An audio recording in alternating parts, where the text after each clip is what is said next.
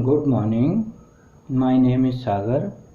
Today our topic statics, chapter 14, exercise 14.1 and 14.2. First जो exercise है उसमें आपको बताना है, उसमें जो कुछ बताया है जैसे अर्थमेटिक मीन बताया है। अर्थमेटिक मीन क्या होता है, आपको कुछ वैल्यू दे रखी हैं, जैसे हम एवरेज निकालते हैं उस तरह से जो वैल्यू दे रखी हैं, जो संख्याएं दी हुई हैं, उन सभी को प्लस करो, ऐड करो और फिर उनको काउंट करो, वो गिनती में कितनी है, गिनने में कितनी संख्याएं हैं और उसको डिवाइड कर लीजिए। ठीक है, सम जो आता है उसको नंबर ऑफ डिजिट से डिवाइड करना है। इस तरह से मीन निकलता है। देखिए मैं समझाता हूँ इसको इस फॉर्मूले से। देखिए मीन जो है उसमें दिया है सम ऑफ गिवन वैल्यूज, जो आपको संख्याएं दे रखी हैं उन सभी को ऐड कीजिए, प्लस कीजिए। फिर आता है नंबर ऑफ गिवन डिजिट्स, जो संख्याएं दे रखी हैं उनको गिनती कर लीजिए, काउंट कर लीजिए कितनी है वो। तो उस गिनती से, काउंटिंग से, जैसे 5 संख्याएं, 10 संख्याएं, 15 संख्याएं, इस तरह से, तो उस डिजिट से जो आपकी काउंटिंग आती है संख्याओं की, उससे डिवाइड करना है। इस तरह से मीन निकालते हैं। अब इसके बाद जो मीडियन आता है, जो मीडियन फाइंड करते हैं वो इस तरह से देखिए। जो मीडियन होती है उसकी 2 फॉर्मूले बनते हैं, एक तो इवन नंबर का और एक ऑड नंबर का। जब ऑड नंबर है तो ये पहले वाला फॉर्मूला अप्लाई करते हैं और इवन नंबर है तो सेकंड वाला, दूसरा वाला अप्लाई करते हैं। अब ये किस तरह से करते हैं अप्लाई, देखिए। सबसे पहले हमें जो वैल्यू होती हैं उनको असेंडिंग या डिसेंडिंग ऑर्डर में राइट कर लेते हैं। सबसे पहले असेंडिंग या डिसेंडिंग ऑर्डर में लिख लेते हैं। उसके बाद अगर वो ऑड नंबर वाली कंडीशन आती है तो जितनी वो संख्याएं आती हैं number of digits odd number की, +1 करके 2 से डिवाइड कर देते हैं और डिवाइड करने के बाद जो टर्म आती है वही टर्म उस क्वेश्चन का आंसर बन जाती है। जैसे किसी क्वेश्चन के अंदर 9 डिजिट हैं, 9 + 1 10 हो जाएगा, 10 को 2 से डिवाइड करोगे 5 पे जाएगा, 2 5 या 10, तो 5th टर्म जो बनेगी, जो आपने असेंडिंग या डिसेंडिंग ऑर्डर में लिख रखा है, उसमें जो 5th टर्म बनेगी वो उसका आंसर हो जाएगी। अब सेकंड जो आता है आपका इवन नंबर के लिए, इसमें क्या है, जो हमें संख्याएं दी हुई होती हैं उनको काउंट करते हैं, गिनते हैं कि वो कितनी संख्याएं हैं और 2 से डिवाइड कर लेते हैं। 2 से डिवाइड कर लेते हैं, जैसे मान लीजिए 10 संख्याएं हो गई तो 10 को 2 से डिवाइड कर लीजिए, 5 हो गया। तो यहाँ पे आएगा 5th और यहाँ 5th + 1 6th, मतलब 5th और 6th जो आपने असेंडिंग या डिसेंडिंग ऑर्डर में लिखी हैं वहाँ पे 5वें नंबर की या 6ठे नंबर की संख्या जो आती है, दोनों को ऐड करके, दोनों को जोड़कर और 2 से डिवाइड कर देना है, तब आपका आंसर आ जाएगा। ठीक है, इस तरह से हम मीडियन फाइंड करते हैं। देखिए मॉड के लिए जो आपको संख्याएं दी हुई हैं उसमें दिया mod is the highest frequency digits, जो आपको संख्याएं दे रखी हैं उसमें से हम देखते हैं कि कौन सी संख्या सबसे ज़्यादा बार रिपीट हो रही है। जो संख्या सबसे ज़्यादा बार रिपीट होती है वही मॉड होती है। और कभी कभी ऐसा हो जाता है 2 या 3 संख्याएं रिपीट हो जाती हैं इक्वल, तो उस कंडीशन में वो सभी जो इक्वल डिजिट्स रिपीट होती हैं वो सभी मॉड बन जाती हैं।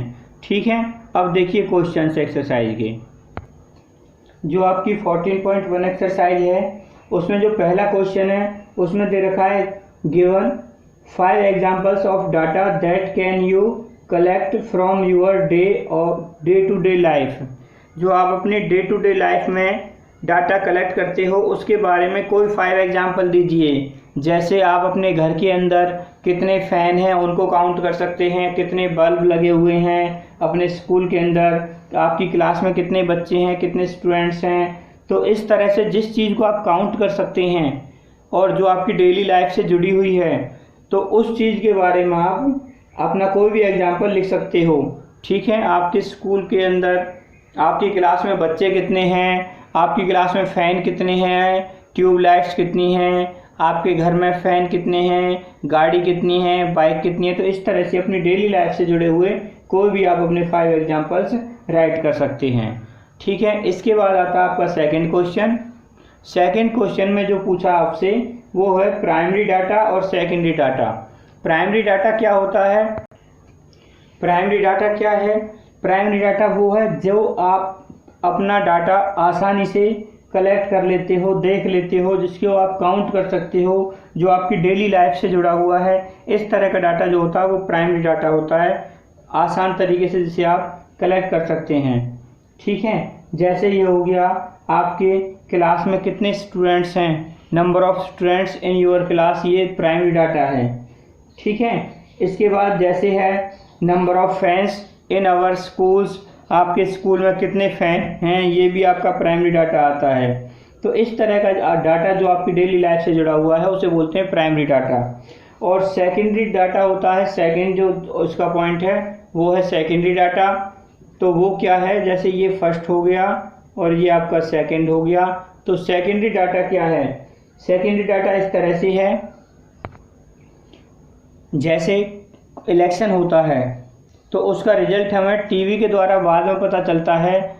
ठीक है, वो एक जो जिसका डायरेक्ट हम रिजल्ट को फाइंड नहीं कर पाते हैं, वो इस तरह का डाटा आता है, उसे सेकेंडरी डाटा बोलते हैं। जैसे इलेक्शन हुआ तो इलेक्शन तो हो गया, अब उसका रिजल्ट जो आ रहा है उसको हम न्यूज़ मीडियम के द्वारा, किसी अदर मीडियम के द्वारा, पेपर के द्वारा, टेलीविज़न के द्वारा देख रहे हैं, तो उसका रिजल्ट हम डायरेक्ट नहीं पाते, हम किसी मीडिएटर की हेल्प से गेन कर रहे हैं।